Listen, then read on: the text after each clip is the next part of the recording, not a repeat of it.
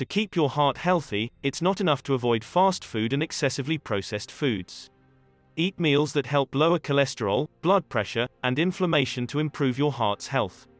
Ladies and gentlemen, on today's edition of Cure, let's speak about 9 heart-friendly foods that have the best scientific support to back up their heart-healthy claims. Number 9 is oats and barley. High blood cholesterol is linked to the development of heart disease and stroke. Beta-glucan, a type of soluble fiber found in oats and barley, can help decrease blood cholesterol levels. The cholesterol-lowering effects require at least 3 grams of beta-glucans each day, according to studies. Consume 2 to 4 pieces of oat-based products every day to obtain these levels, for example, porridge oats, breakfast cereals, breads and crackers. Nuts, seeds, and salmon are number 8 on the list of foods high in good fats. You've certainly heard about the benefits of reducing your fat intake, but there are some fats that you might want to add to your diet. Mono and polyunsaturated fats, as well as omega-3 fatty acids, are found in nuts and seeds, and they can help lower cholesterol and prevent cardiovascular disease. Salmon is also high in omega-3 fatty acids, which can help to lower blood pressure and reduce the risk of an irregular heartbeat, arrhythmia. Fish should be consumed at least twice a week, according to the American Heart Association. If salmon isn't your thing, mackerel, herring, lake trout, sardines, or albacore tuna can fill the void. Dark leafy greens come in at number 7. Dark leafy greens are high in nutrients, vitamins, and minerals, particularly folate, a vital B vitamin that can help prevent heart disease. The vitamins and antioxidants included in leafy greens can help prevent cancer and strengthen bones, so they're good for more than just heart health. Kale, spinach, broccoli, lettuce, not iceberg or romaine, mustard, bok choy, and salad greens are all common dark leafy greens that can be bought at your local grocery shop.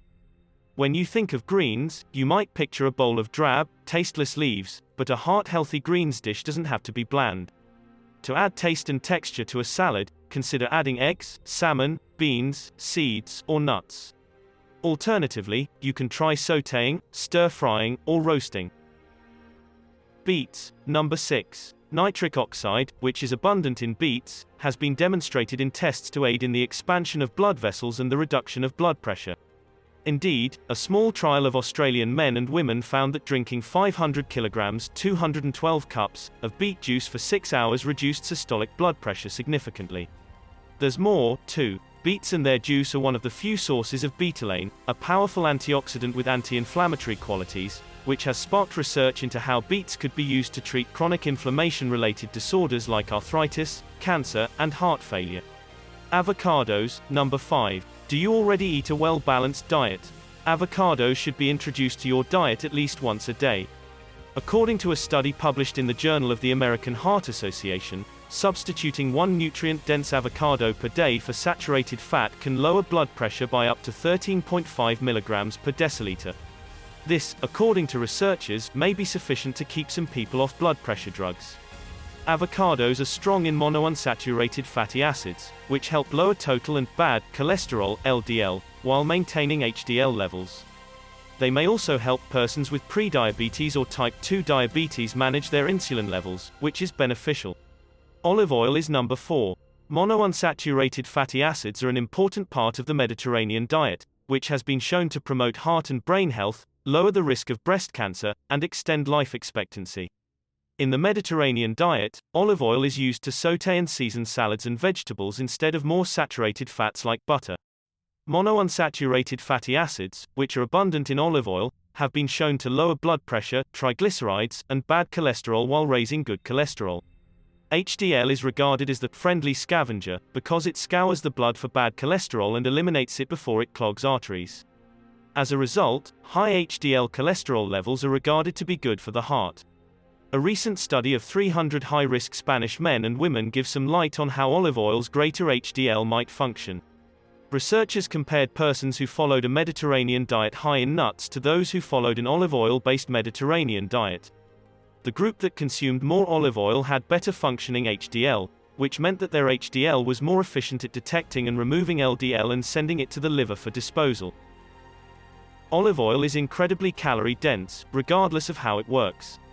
It should be consumed in moderation and as a substitute for more harmful fats. Legumes, number 3. beans, lentils, chickpeas, and black-eyed peas are just a few of the heart-healthy legumes on the market.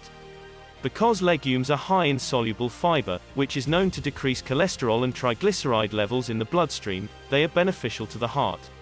Obese patients who ate 2 servings of legumes and 4 servings of whole grains per day lost weight, lipids, and blood pressure, according to a randomized controlled experiment. Legumes are cholesterol-free and only 3% fat, unless they are prepared with lard or other unhealthy fats. They're high in iron, manganese, copper, B vitamins, magnesium, zinc, and phosphorus, and they have a low glycemic index, so they're less likely to spike your blood sugar. They're also heavy in protein.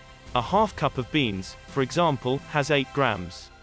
One caveat: most people consume canned beans and other legumes, which are preservative-laden. Salt, of course, has the potential to increase blood pressure. Dairy with little fat, number 2. Although it may seem strange to include dairy on a list of heart-healthy foods, milk, cheese, and yogurt have been shown to help lower blood pressure. Researchers from Boston University studied the eating habits of 75,000 people for up to 30 years and discovered that women who ate yogurt 5 times a week had a 20% lower risk of developing high blood pressure. According to the researchers, milk and cheese had a similar effect on blood pressure reduction, but not as much as yogurt. The men in the study ate significantly less yogurt than the women, and their blood pressure was significantly lower. Calcium, potassium, and magnesium, which are crucial elements for blood pressure control, are all found in dairy products. Those who benefited the most in the study also followed the DASH diet, which stands for Dietary Approaches to Stop Hypertension and was developed by the National Heart, Lung, and Blood Institute. Its principle is straightforward. Eat more vegetables, fruits, and low-fat dairy items while reducing your intake of saturated fat and salt.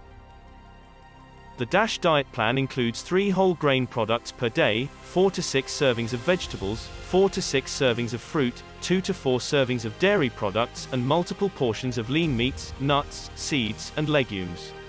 Men and women who had a higher DASH score and ate yogurt 5 or more times per week were 31% less likely to develop hypertension than those who had low DASH scores and ate little yogurt in the Boston study.